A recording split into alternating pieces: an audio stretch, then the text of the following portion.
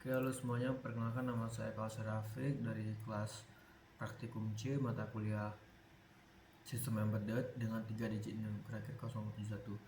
Di sini saya akan menjelaskan tentang kepada kalian tentang penguasaan ADC dan PWM, komparasi arsitektur, logika pemrograman dan implementasi perangkat keras menggunakan STM32 dan ESP32. Oke, langsung saja kita masuk ke ADC dan PWM, dasar pengolahan sinyal.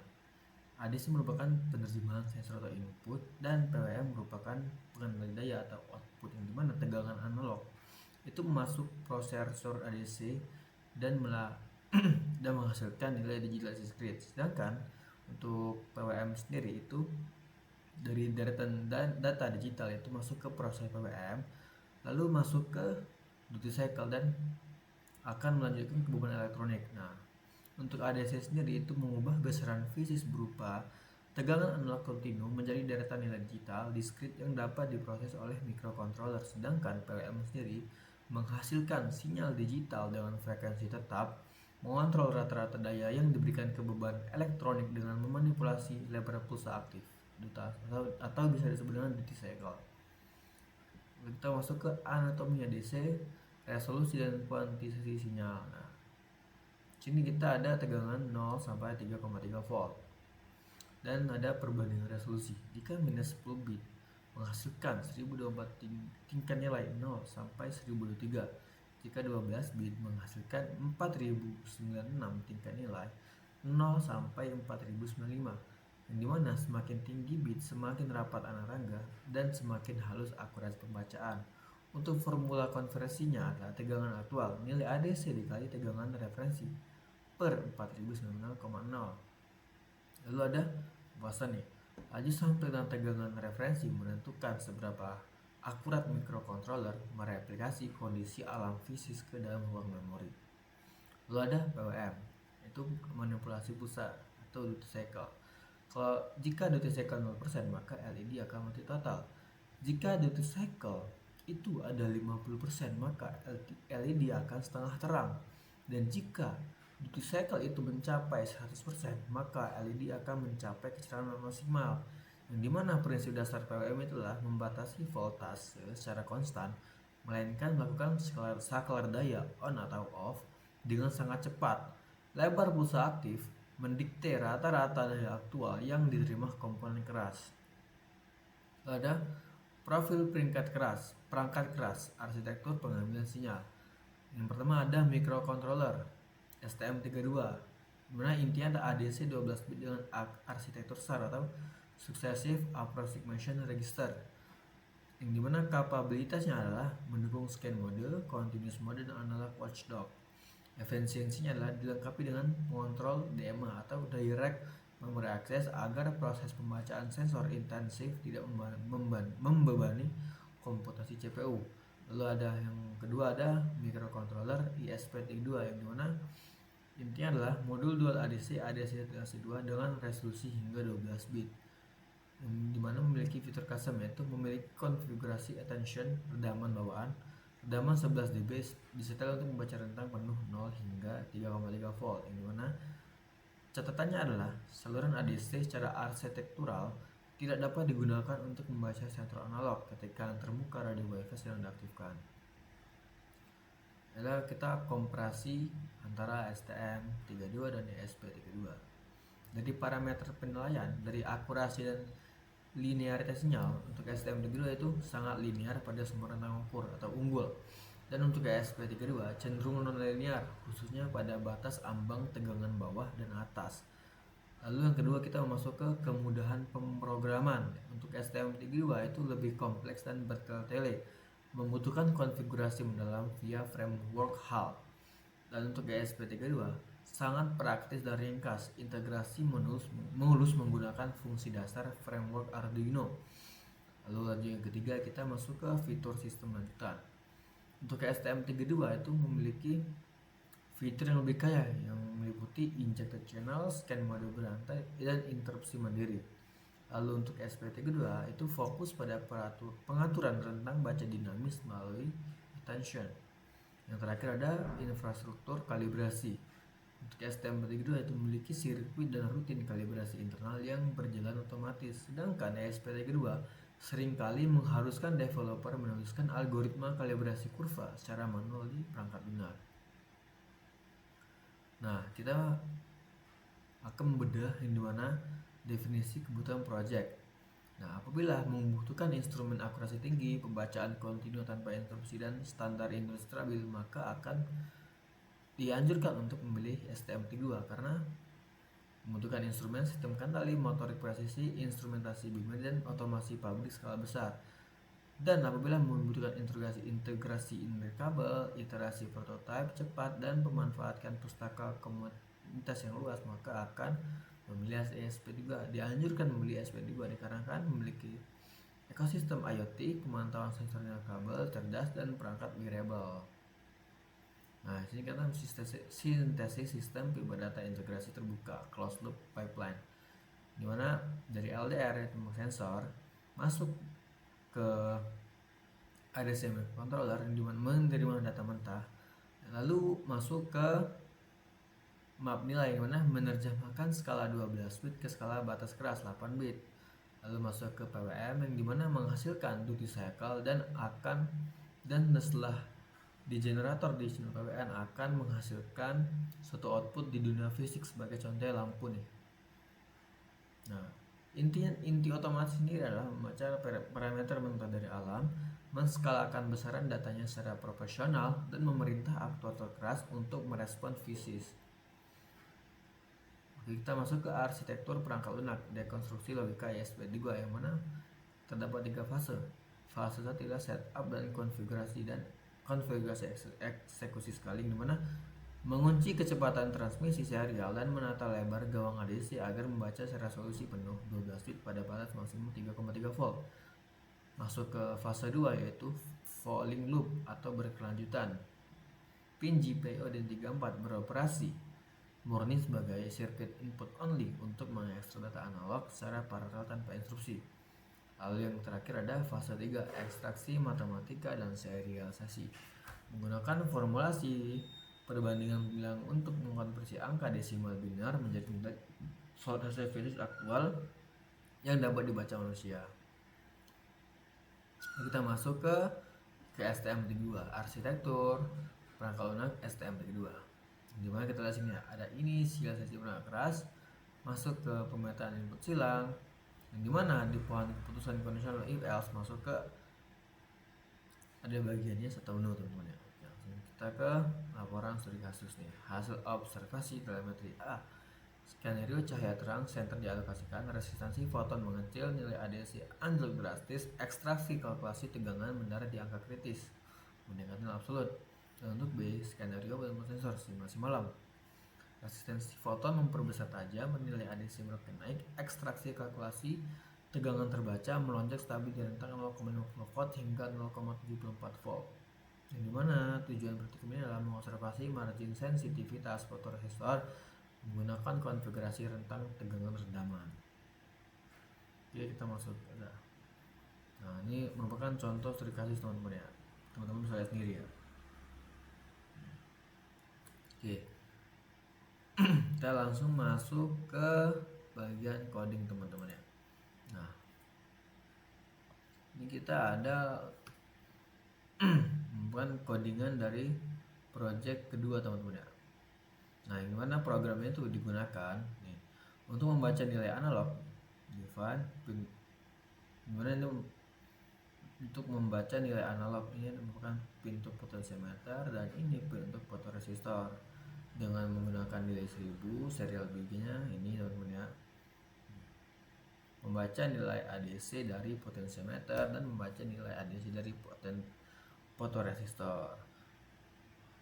Pokoknya hasil pembacaan kedua sensor ini ditampilkan secara berkala melalui serial monitor di setiap 500 ms teman-teman ya, sehingga pengguna dapat memantau perubahan nilai resistansi dan intensitas cahaya secara real time. Fotoresistor merupakan intensitas cahaya dan resistansi merupakan putaran potentiometer teman-teman. Kita masuk ke sini teman-teman. Ini merupakan project pertama teman-teman ya. Jadi program ini berfungsi sebagai sistem pengontrol LED berbasis microcontroller STM32 teman-teman ya.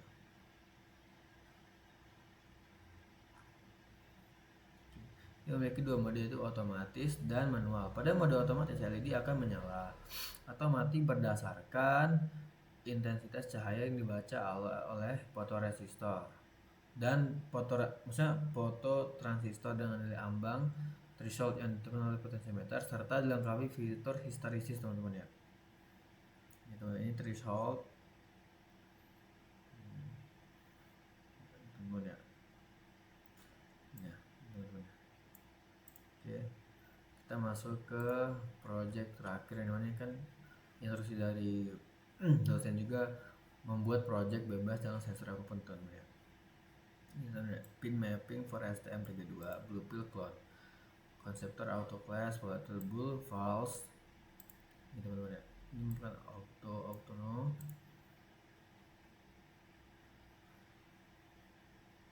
Oke. Nah, pokoknya ini menggunakan LED berbasis STM32 juga teman-teman ya. Pokoknya sistemnya itu maksudnya bisa berpindah ke mode manual dan LED dipaksa menyala teman-teman ya. Nah, saat mode sistem kembali ke mode otomatis. Program juga dilengkapi dengan debounce untuk menghindari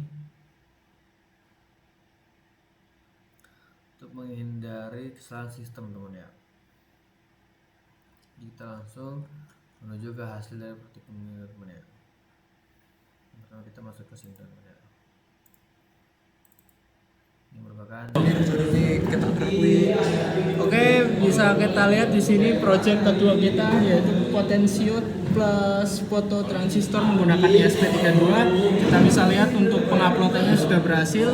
Lalu untuk serial monitornya untuk menampilkan ADC dan foto resistornya kita coba ubah ADC-nya. Kita kecilkan maka nilai ADC-nya akan berubah, akan turun karena kita menurunkan menggunakan potensio. Lalu kita akan naikkan lagi untuk potensionya. Lalu sekarang kita akan coba fotoresistor. Angkanya akan naik. Oh iya. Lalu kita akan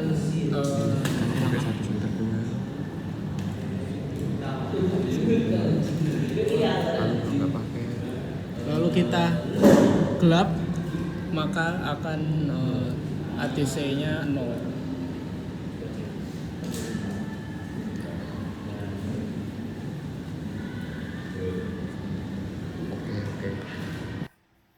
Langsung masuk ke yang kedua teman-teman ya.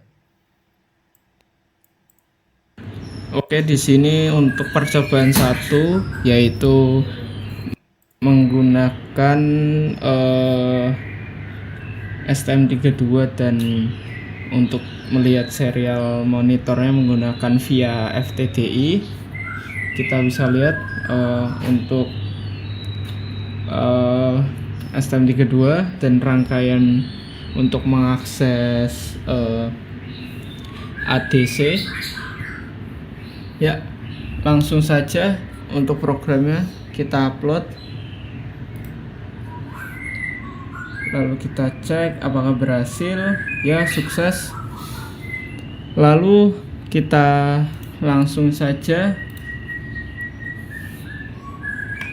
kita jalankan untuk terminalnya, kurang lebih seperti ini. Untuk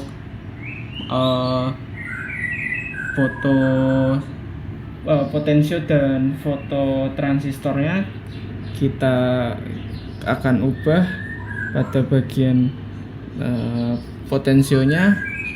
Lalu untuk potensionya turun teman-teman, kita akan nolkan. Lalu potensionya 0. Lalu untuk transistornya kita akan tutup kita akan tutup LTR-nya untuk foto transistornya. Apakah dia akan turun? Ya, turun sekitar 900. Ketika kita lepas, maka dia akan naik menjadi 2000. Dan untuk sistemnya sendiri ini menampilkan polling dan ada sistem interrupt. Kita langsung tekan untuk interruptnya. Kita akan coba tekan, lalu interrupt trigger semuanya 0, sistem tidak aktif. Lalu kita lepas lagi untuk push buttonnya dan berjalan lagi seperti itu.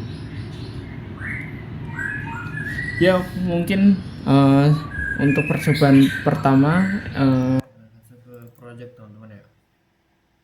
oke, kali ini kita project ketiga, yaitu bebas dengan menggunakan sensor apa saja, tapi dikombinasikan dengan apapun dan tetap menampilkan ADC-nya. Di sini bisa kita lihat untuk programnya. Kita akan upload ke ISP. Ya, saya menggunakan ISP untuk project ketiga kali ini. Kita upload terlebih dahulu.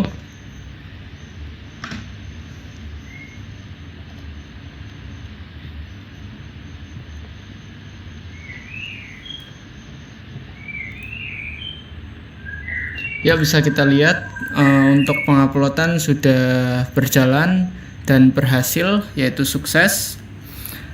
Kita di sini mengkombinasikan dengan Python. Kita konekkan terlebih dahulu. Kita lihat dan untuk terminalnya juga log serialnya dengan angka segitu. Lalu kita akan ubah potensionya. Kita akan putar dan dia akan naik untuk potensio dan thresholdnya. Lalu kemudian kita menggunakan push button untuk interrupt. Kita bisa lihat, kita kombinasikan push button interrupt ini dengan LED pada ISP. Ketika ditekan, maka LED ISP akan menyala. Kita bisa lihat, kita akan tekan. Nah, kita hold, maka program akan interrupt dan monitoring ADC akan mati. Kita lepas, lalu monitoring ADC akan menyala lagi. Kita hold, maka interrupt trigger akan menyala. Dan lampu ketika kita lepaskan push button, maka LED akan mati. Ya, kurang lebih seperti itu untuk project 3-nya dengan. Oke, terima kasih teman-teman semua. Maaf apabila ada kurangan. Wassalamualaikum warahmatullahi wabarakatuh.